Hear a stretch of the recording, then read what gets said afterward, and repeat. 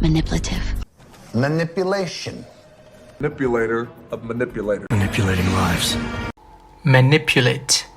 manipulate ពាក្យមួយនេះមានឋានៈពាក្យជាកិរិយាសព្ទបើសិនជាយើងនិយាយអំពីវត្ថុពាក្យមួយនេះមានន័យថាគ្រប់គ្រងកែច្នៃផ្លាស់ប្ដូរឬធ្វើអ្វីមួយដោយស្ទាត់ជំនាញឧទាហរណ៍ She likes to manipulate different materials like paper and fabric to create beautiful handmade cards មានន័យថានាងចូលចិត្តកែច្នៃសម្ភារៈផ្សេងៗដូចជាក្រដាសនិងក្រណាត់ដើម្បីបង្កើតការធ្វើដោយដៃដ៏ស្រស់ស្អាតបើតាក់ទងនឹងមនុស្សវិញពាក្យមួយនេះមានន័យបែបអវិជ្ជមានដោយបើយើង manipulate នរណាម្នាក់នោះមានន័យថា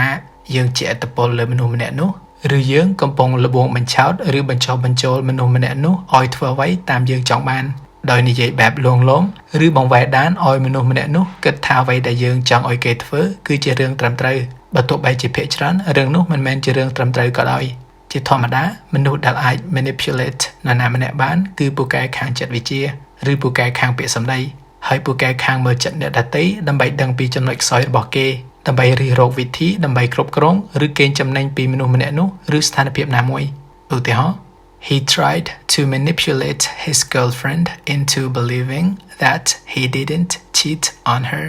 មានន័យថាគាត់បានព្យាយាមលបងបញ្ឆោតឬបញ្ចុះបញ្ចូលមិត្តស្រីរបស់គាត់ឲ្យជឿថាគាត់មិនបានផិតក្បត់នាង